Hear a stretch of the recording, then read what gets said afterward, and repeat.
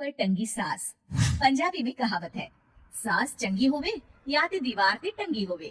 संगीता की शादी भी एक ऐसे ही घर में होती है जहां उसकी सास दीवार पर टंगी होती है। ससुर और पति शादी के पहले दिन उसे सास की फोटो के सामने ले जाते हैं, जहां ससुर जी कहते हैं, बेटा बेटा संगीता, ये तुम्हारी सास थी, बहुत नेक और भली, लेकिन थोड़ी गुस्सैल थी। गुस्सा आने पर सब तहस नहस कर देती थी, पर अब ये इस दुनिया में नहीं है। हाँ संगीता, माँ होती तो तुम इनकी कोई बात टाल नहीं सकती थी, वरना तो माँ घर में भूचाल ले आती। संगीता मन में खुश होती है कि अच्छा है कि ऐसी औरत अब इस घर में नहीं है, लेकिन दिखावे के लिए वो जैसे ही सास की फोटो के सामने हाथ जोड़कर खड़ी होती है, ये क्या? सास उसे देखकर मुस्कुराने लगी।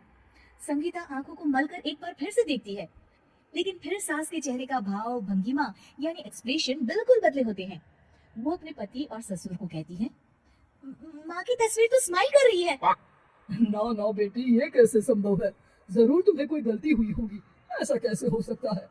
लगता है तुम शादी की सारी फॉर्मेलिटी करते करते थक गई हो, तुम्हें आराम की जरूरत है संगीता। खैर, सारे संगीता की बात को इग्नोर कर कमरे में चले जाते हैं। वैसे सास की फोटो पर एक्सप्रेशन एक के बाद एक बदलते ही रहते हैं।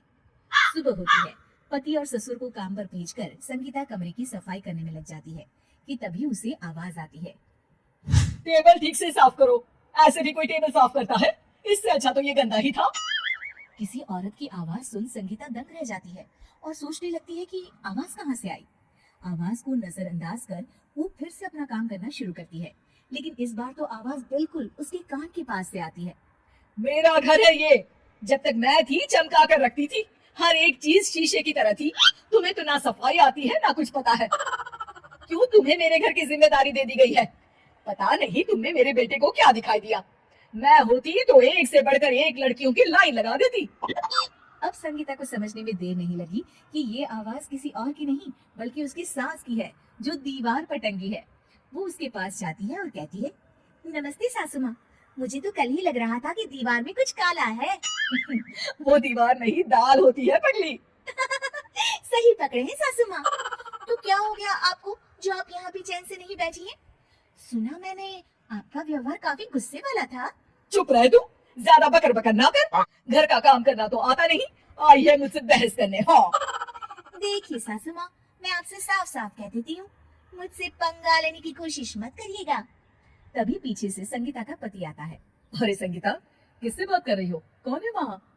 संगीता की सास की फोटो फिर से पहले जैसी हो जाती है। आपकी माँ से कह रही थी कि मुझे काम करना आता। अरे संगीता, माना सास के ताने हर बहू को अच्छे लगते हैं, लेकिन यहाँ तो माँ है ही नहीं, तुम तो फोटो से ही। तुम भी लाजवाब हो संगीता। किसी को विश्वास नहीं होता कि संगीता अपनी मरी हुई सास की फोटो से बात करती है। वहीं आए दिन संगीता की सास संगीता को किसी न किसी बात पर आते जाते ताने देती। संगीता को भी अब सास के तानों और उनसे बात करने की आदत हो गई। वो कभी खानदान की कहानी तो कभी तीज त्योहार कैसे मनाए या किसी व्यंजन की रेसिपी सास से ही पूछती। सारा दिन घर में अकेली संगीता की सास अब उसके लिए तानों के साथ पक्की साथी की तरह भी रहने लगी थी, जो किसी और को नहीं बल्कि संगीता को ही सुनाई देती। तो देखा आपने, सास बहू का रिश्ता हर रिश्ते से ऊपर होता है, फिर चाहे वो खट्टा हो या मीठा।